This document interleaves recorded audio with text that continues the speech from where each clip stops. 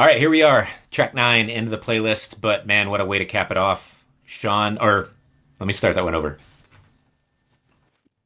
All right, here we are, track 9, the end of a pretty awesome playlist, and we get to some modern era music here from you, Brett. This is Frank Ocean with "Swim Good." Yeah, Frank Ocean, again, another artist that I've been wanting to bring to the playlist for a long time. And when I was doing the research about soul and what I wanted to talk about and who I wanted to talk about, I definitely keyed in on the for contemporary and future descendants part of our project. And so Frank Ocean and this particular album, which is called Nostalgia Ultra, has some really, really interesting history. It's one that I won't really get into because it's an entire collection of episodes by itself.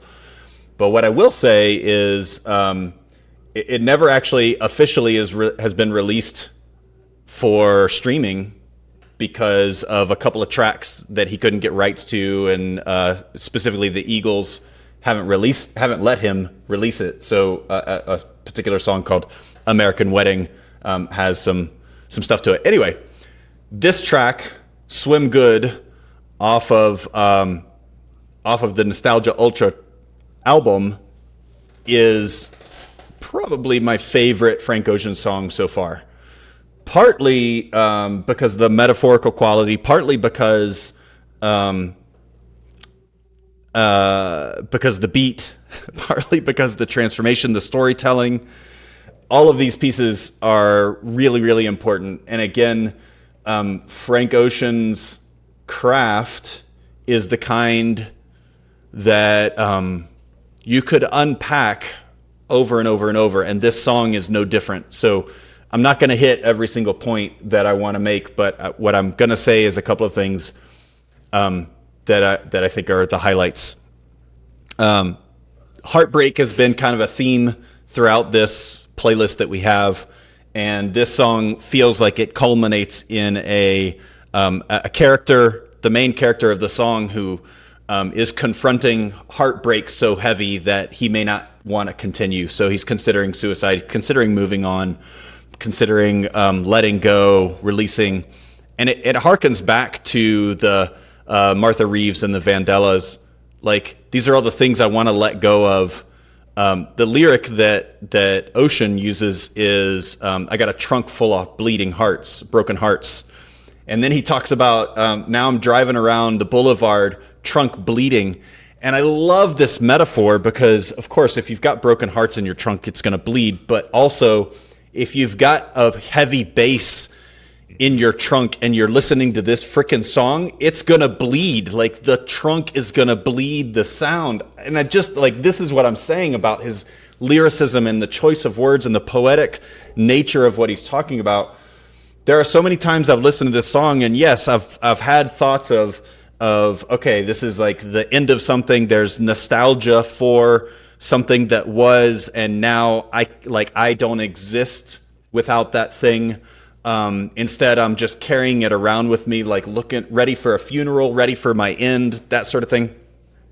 I also love the metaphor where he goes 5 more miles till the road runs out, and then later in the song, just a couple minutes later, he's saying 1 more mile till the road runs out. And if you do the calculation on the time frame between then and then, he's basically driving 200 miles an hour. Like, he's racing to the end. There's no like thinking about it. And I think that must be how tragic it can feel to have a heartbreak that is unstoppably taking you in that direction. There's this other piece that feels almost poetic. Well, that does feel poetic. He talks about kicking off my shoes and taking off my suit. And this is the kind of thing that you would do if you were going to be baptized, right? Like the metaphor of an ocean can be so many things. I mean, it's salty water, it's tears. He also says he's swimming from something bigger than himself. His name is Frank Ocean, but he's going into the ocean. Like, there's all these metaphors that you can just pull apart. Like, I could listen to this song over and over and over again and talk about it for days. So I'll say one more thing, which is the ambient outro where Frank is actually calling out, saying, "Don't die, don't die." And the vocal effect that he uses is a little bit like if you were to take a speaker and put it underwater, which I think, again, is a powerful way of playing with being in the ocean now and having a voice come to you saying, "Hey, don't die, don't die." Leaving the car and the suit behind is again hearkening back to come and get these memories.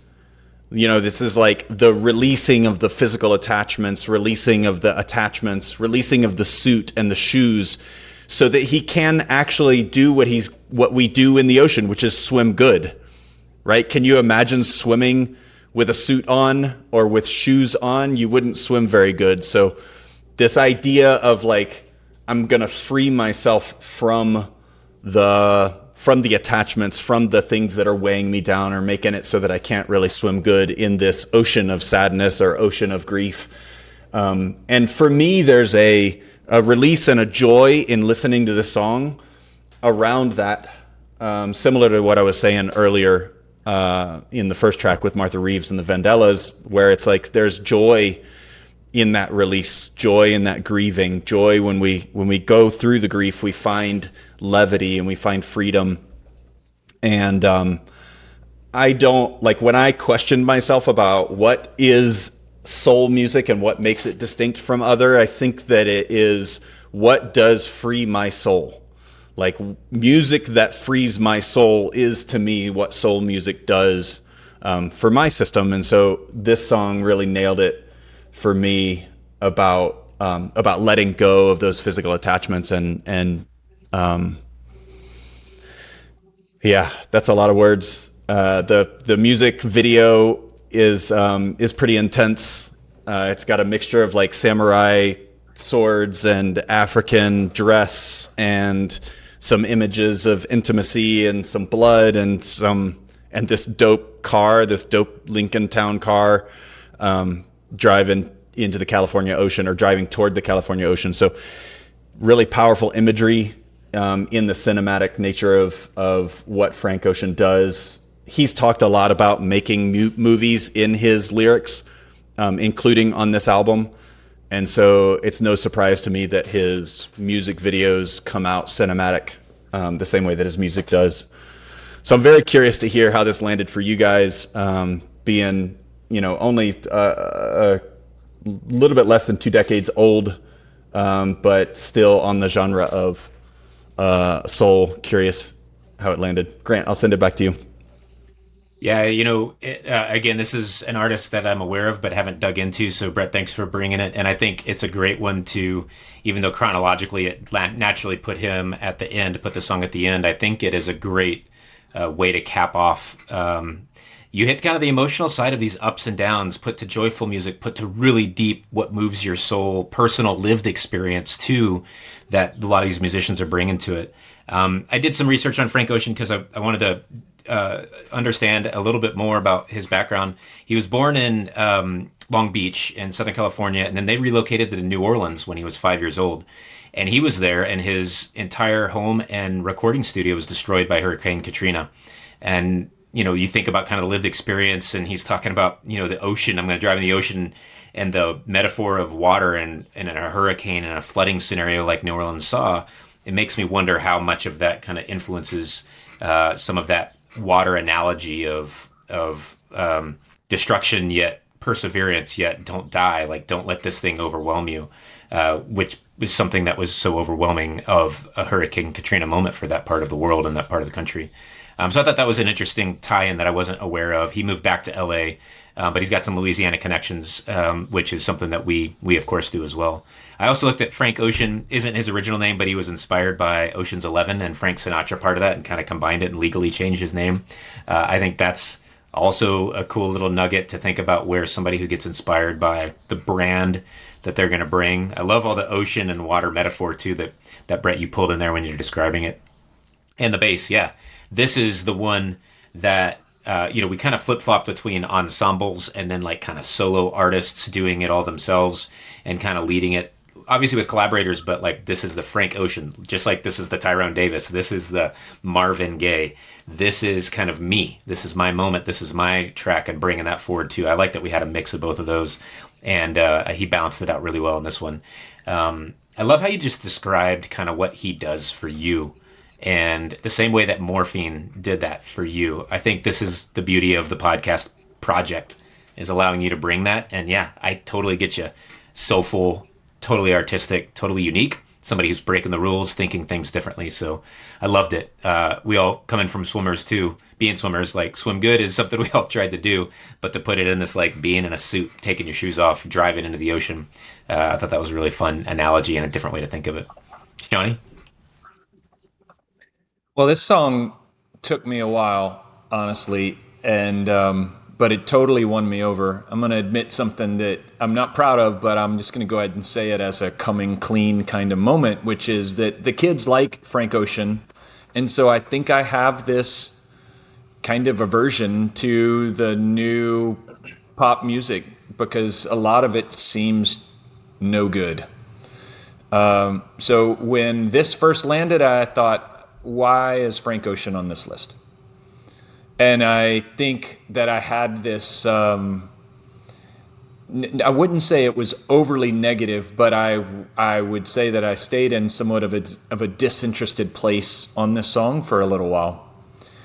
And then I think the fact that it was on the playlist and I was going to need to talk about it, I sort of went towards the song, and the song has totally won me over. I mean, I think, Brett, hearing you talk about the song and the cleverness of the lyrics, the unique delivery, and even the bleeding bass. I mean, the depth of the bass in this song is awesome.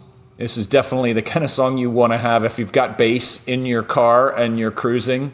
Yeah, and you need a cruiser jam. Like this is the one that's going to sound good to everybody else. Swim good, sound good. So this this one took me a little while, but I'll tell you what's kind of fascinating to me about it was that about a week ago I was in LA and San Diego with the Ultimate Team, and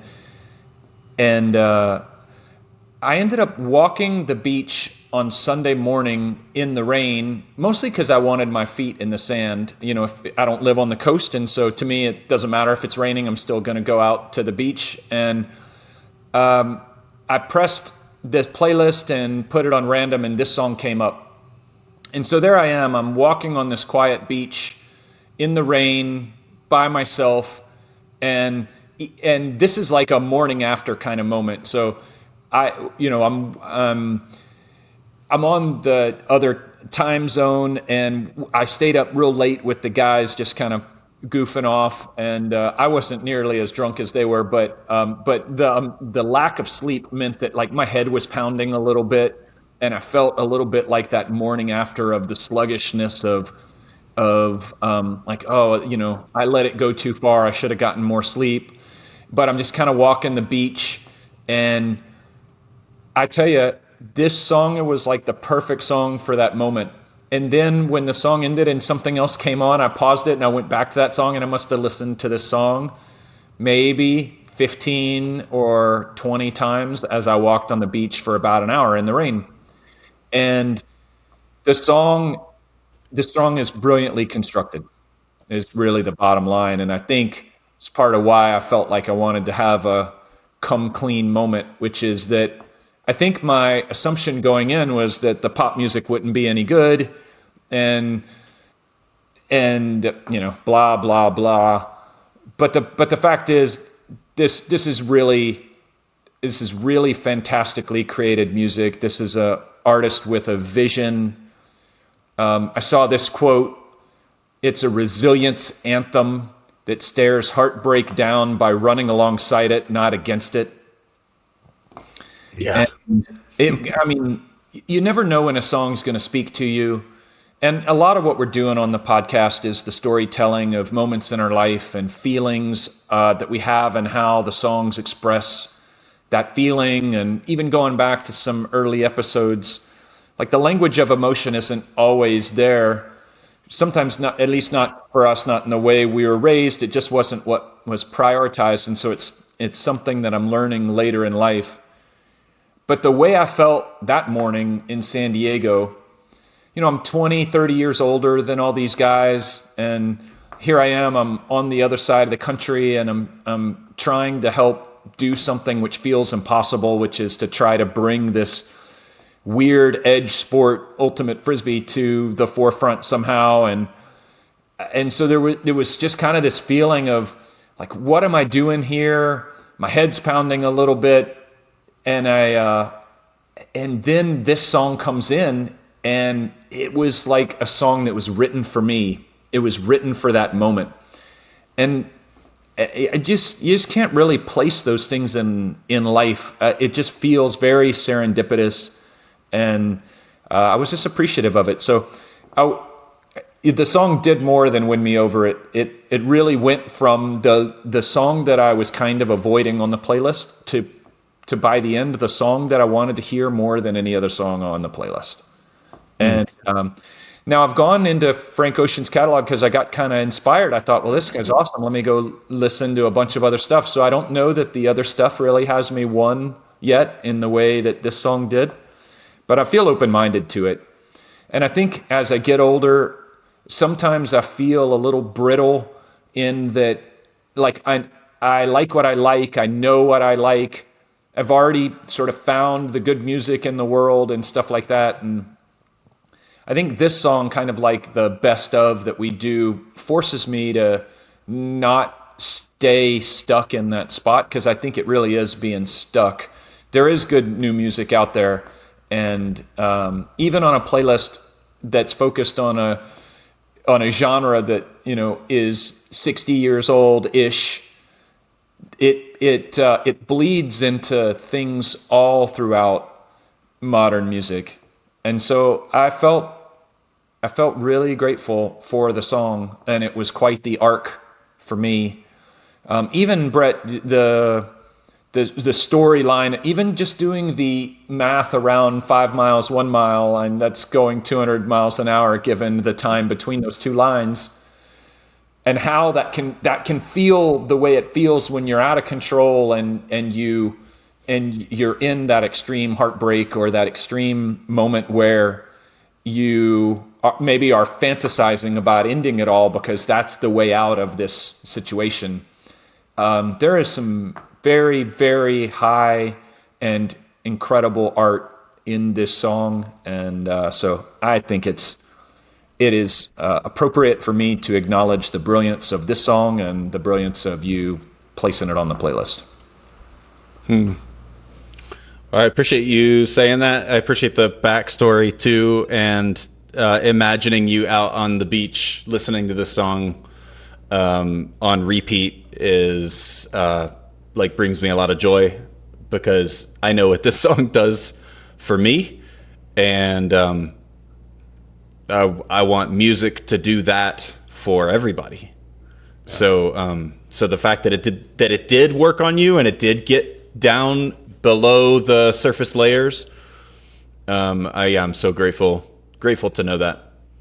I will say, and I've said this before about the Dissect podcast, but their season 3 was all about Frank. And if you really want to get into him, that is the place to go. Cole Kushner just does such a good job telling Frank's story and unpacking not only the music, but the man behind it and the influences that have shaped his music the way it has been shaped. I will say a couple of things that I think are funny, which are that when he released Nostalgia Ultra onto, I don't remember what platform it was, but it was a platform where he released it, and uploaded it as bluegrass and death metal. And when he was asked why, he was like, I don't have a cause against genres. He was like, I don't care what genre. Bluegrass is swag. He's like, dude, bluegrass is really swag. So like the guy's about breaking molds and barriers. When I first streamed the album for the first time, I think it was on Spotify, and what he had done was put it as a podcast instead of as an album. And eventually the Eagles had him take it down, but it's just like clever upon clever upon clever, and like the who he is as a human, but then also the art that he's creating and the way he's getting the art out there in these really interesting ways. I always think about his collaborations with Tyler, the Creator, which Tyler sings on this track. Like the beat, some of the metaphors that Tyler uses are definitely metaphors that Frank Ocean uses. In fact, the album Igor, I think, might be about a relationship between Tyler and Frank. I don't know that for sure. That's my supposition. But there's a lot there. I think there's a lot to unpack in terms of modern music and modern creatives that are innovators, and they're pushing the envelope. And Frank's definitely doing it. Yeah, so I'm glad you guys dug it. Yeah, it's powerful. I will echo the Dissect podcast as one to go. I didn't realize they had dug into this, and love that podcast as somebody who's well knowledgeable digging into this. So speaking of digging into it, let's get right to the song. This is Frank Ocean off of his February 2011 release, Nostalgia Ultra. Brett, thanks for bringing this to us. This is Swim Good.